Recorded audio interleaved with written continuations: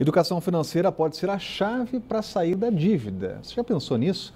Talvez o que está faltando é um pouco de organização na hora de cuidar das contas de casa. E aqui vai uma dica de um curso que pode te ajudar. Veja só. Dívidas com cartões de crédito, lojas, contas e mais contas para pagar. Está cada vez mais difícil colocar tudo isso dentro do orçamento do mês. Hoje a dívida no Brasil, ela é um câncer, né? Porque sendo um dos juros mais caros do mundo, não precisa falar mais nada. A gente tem que tentar conciliar, mas está muito difícil, porque a gasolina é cara. A partir do momento que aumenta a gasolina, obviamente aumenta tudo, né? Para ajudar a organizar as finanças dos brasilienses, uma agência bancária vai oferecer um curso de educação financeira. E o melhor, de graça e ainda com certificado.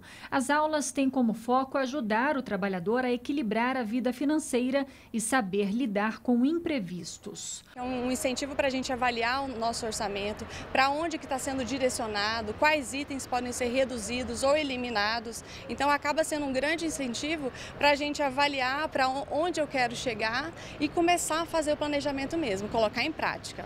Cerca de 60 milhões de pessoas estão inadimplentes com alguma dívida em todo o Brasil.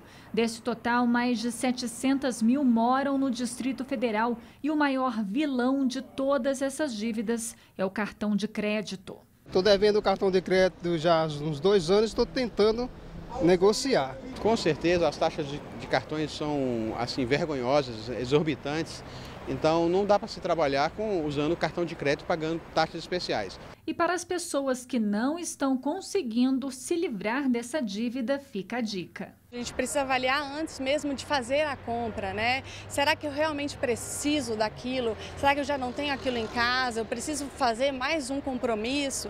Então, se no momento da compra eu fazer algumas perguntinhas, isso pode me auxiliar para não comprar. Mas desde que eu comprei, eu preciso perceber que eu não posso utilizar a ferramenta de pagar o mínimo, né? Só em momentos muito críticos mesmo, porque os juros são muito elevados. E as aulas são de 12 a 14 de setembro, as inscrições estão abertas, mas as vagas são limitadas. Informações apenas por e-mail educafinan@brb.com.br. A economia brasileira teve um tímido crescimento de 0,2% no segundo trimestre, chegando a pouco mais de 1,5 trilhão. Destaque para o consumo das famílias, que voltou a crescer depois de 9 trimestres, chegando a 1,4%. A atividade agropecuária teve variação nula, ou seja, não cresceu, mas também não houve queda. O setor de serviços registrou aumento de 0,6% e a indústria caiu 0,5 ponto percentual. E Temer foi recebido pelo presidente chinês hoje. Juntos assinam pelo menos 14 acordos bilaterais, entre eles o licenciamento da nova fase da usina de Belo Monte. Os detalhes chegando ao vivo com a Renata Dourado. Chega com uma agenda cheia lá na China, né, Renata? Sim, vários compromissos, Rodrigo. E a China é um importante parceiro comercial brasileiro. De cada 10 produtos que o Brasil exporta, 3 produtos vão para a China, de acordo com informações do governo brasileiro. Nos últimos 6 anos, os chineses investiram aqui no Brasil algo em torno de 45 bilhões de dólares. E a ideia é fortalecer ainda mais esses laços, né? Por isso que o presidente Michel Temer também aproveitou esse encontro aí para fazer também vários encontros bilaterais. Enfim, nós temos umas imagens de cerimônias que ele participou hoje, nós pedimos para o Neto soltar. Então, aí ele sendo recebido, então participou de várias cerimônias e chegou a assinar 14 atos internacionais, acordos entre os 2 governos e também com o setor privado. Entre eles, acordos para facilitação de vistos de turismo, de negócios entre os 2 países, ou seja, de turismo e também de negócios. Tem acordo sobre comércio eletrônico e até uma parceria cinematográfica, imagine você, entre Brasil e China. E entre os atos do setor privado foram assinados o licenciamento, como você bem lembrou aí, da fase 2 da usina de Belo Monte e cooperação também na área de esporte.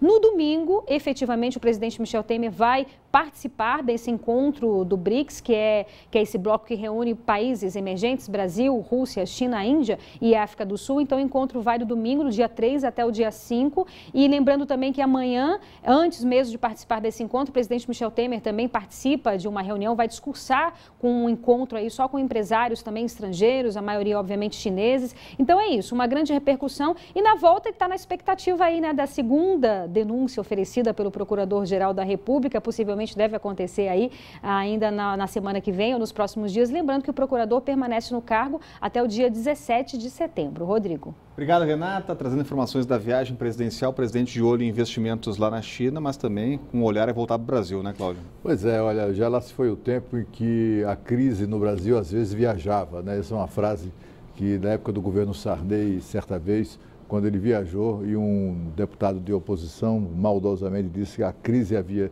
viajado. Não adiantou nada, né? Porque o presidente Michel Temer viajou e a crise permanece e só se agrava. E ele acaba cumprindo essa viagem está muito comprida, uma agenda bastante extensa que vai, ele e toda a comitiva dele permanecendo lá até depois do feriado do dia 7, permanecendo na China. É uma viagem cansativa, sempre é uma viagem superior a 30 horas de voo e, portanto, requer mesmo um certo período de recuperação. Mas eu acho que desta vez o governo brasileiro exagerou no tempo de duração. E a Polícia Federal recuperou gravações feitas por Joesley Batista e investiga se ele tentou ocultar informações. O material foi apagado do gravador que o empresário usou para registrar a conversa com o presidente Michel Temer em março. Nesta quinta-feira, o jornalista Reinaldo Azevedo informou com exclusividade na Rádio Band News que a Polícia Federal recuperou 40 horas de gravação de conversas excluídas por Joesley do material entregue pelo empresário aos investigadores. Os delatores não podem esconder, adulterar ou omitir informações e provas às autoridades com quem negociam sob pena de cancelamento do acordo e risco de prisão. Para tentar evitar a reviravolta na delação, Joesley Batista entregou ao Ministério Público Federal novos áudios de conversas com políticos.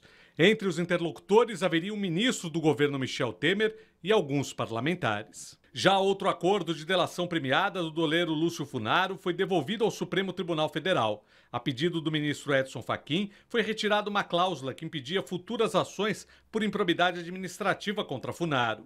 Ele é apontado como operador de propinas do PMDB. O conteúdo das denúncias segue sob segredo de justiça. Segundo informações do jornal O Globo, Funaro teria confirmado na delação que recebeu dinheiro de Joesley Batista, da JBS, para não denunciar os políticos do PMDB, beneficiados com propina.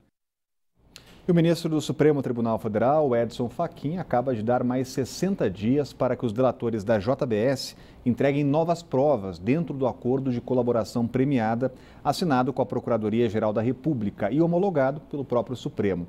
Na decisão, o ministro afirma que a delação segue em conformidade com a legislação penal, ou seja, tem validade. Agora que todo mundo quer saber o que tinham essas 40 horas de gravação. Exatamente. E há também um questionamento com relação à demora, né?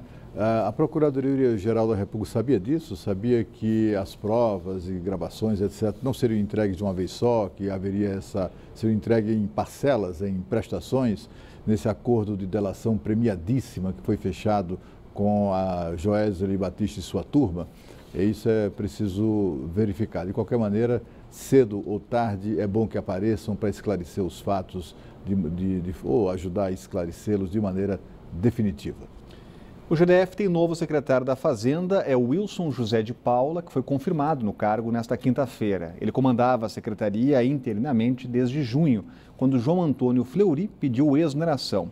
De Paula é auditor fiscal de carreira e especialista em finanças públicas. Ele foi subsecretário da Receita durante o governo Dilma. E a seguir, novo licenciamento começa a valer, mas Detran desiste de multas no fim de semana por causa de problemas no site. O Band Cidade volta já.